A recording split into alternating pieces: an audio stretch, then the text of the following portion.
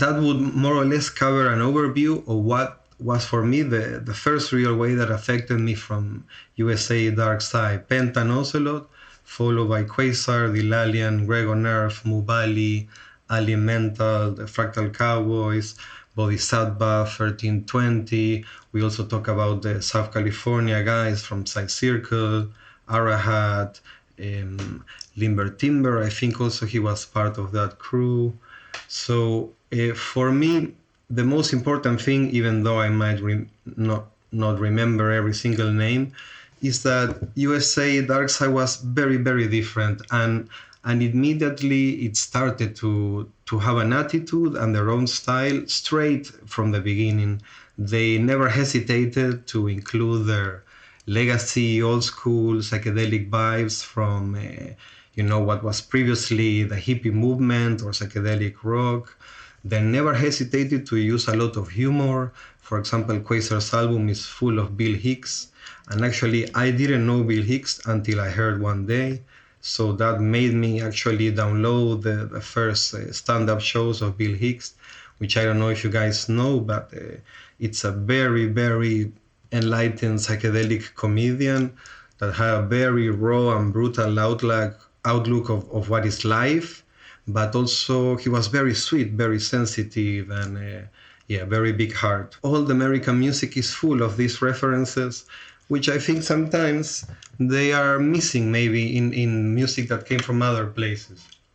For example, like Terence McKenna, I know that this is the most overused sample ever, but it's true that American people kind of have a little more the right. It's like their legacy. So of course you hear Terence McKenna in many of their tracks, but also it's full of humor. It's full of almost like trolling you many times and taking the psychedelic experience in a more light-hearted way many times, even if it involves darkness. We saw that part of what was USA Dark Side went more over to the dark part, like Greg on Earth, some compilations of Mistress of Evil.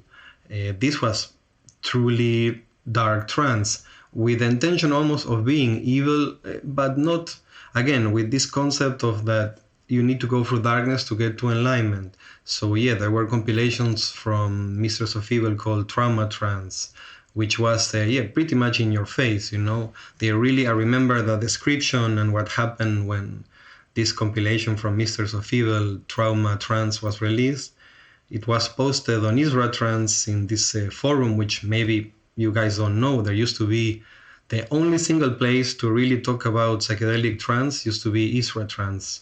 It was a forum from some Israeli crew that, of course, after Facebook and all this came over, it's not really active. But back then, that was a place, that was the first place for the BPM discussions, the things that if is dark music psychedelic or not. And I remember a full riot going on about this compilation called Trauma Trance. So I would say that American people and artists and labels, even though if they were not like the most successful, epic, legendary artists that play in every single festival we know, they had their identity very, very well formed, and they had their own thing going on, which is still there. And it was kept alive for a long time by people like Dave, Dog of Tears, Jason, Mubali. And then, of course, this led to a new generation, which we haven't really mentioned many.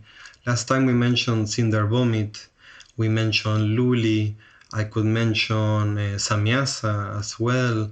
I could mention Conundrum. If you're there, Johan, shout out to Conundrum. And there is as well many other artists, which for me, unfortunately, will be hard to mention. But of course, Anomalistic Records was very important in creating this new era of faster psychedelic trance from USA, because until 2006-07, most of USA music was around 150s. They didn't really go that fast. And it only started in the latest waves, with people like Cinder Vomit and Luli, which really pushed forward this style. That's more or less like my overview of Dark Side in USA. For me, it's very important to single them out because it doesn't sound like Forest. It doesn't sound like high tech. They might have some elements in common, but they're so unique. Also, maybe the fact that for a very long time they were maybe isolated and really didn't travel, and they would just get some artists to come to San Francisco. So they kind of developed their own idea, separate from everyone else, their own identity, their own sound, their own way of doing things, building sets. For me, to be honest, like Fractal Cowboy sets, the only time I got to hear it was in Oregon a couple of years ago for the Eclipse, and that for me was amazing. So full of humor, super weird tracks, a lot of things I didn't know. Yeah, it filled my heart with joy, to be honest. Was hard not to smile while the music was playing. If I could go to the Hypercube just to keep the tradition and try to place what I've been talking about, I really wanted that Dave, Dog of Tears, tell me his opinion about this, but we didn't talk about it. But I'll ask Jason as well too. So, all right, in my theory with Darkpsy from USA, we are most of the time in the lower BPMs, and it's mostly organic and towards the dark area. But the second wave, like people like Alienmental, Quasar, Alien, I would say that some of their tracks maybe were a little more 152, 55, 56. Some of the collaborations as well were 152. So they started to go a little higher in BPM, but definitely they kept to the roots. It was, let's say, only Alienmental started to go more to the glitchy area. Most of Mubali, Quasar, Alien, Dave Dog of Tears, they kind of kept to their roots of being more organic, more dark, more mysterious, or simply more funny and crazy and wacky. I don't know what other term to use. And then the newer generation, people like Cinder Vomit, Luli, Samyasa, definitely these people do higher BPM. So for sure, we can have a bigger spectrum here. There is some people that do a little more bright and more dark. It's not all of them dark, but I would say that most of the producers stay around the organic. Someone like Luli, for example, it's a little hard to use the dark hypercube because where can we place her? Where can we place her in the hypercube? It's just a thing of BPM, but then it goes all around with the other axis. There we have more or less what would be the first three waves of psychedelic trance in Darkpsy in USA. And yeah, I would say that definitely even with them the analysis kind of breaks down because it's so unique and every project deserves their own category. Gregor Earth, for example, very different. Mubali had some ties with Parvati, but the music is not exactly Parvati style. Same with Dave Dog of Tears.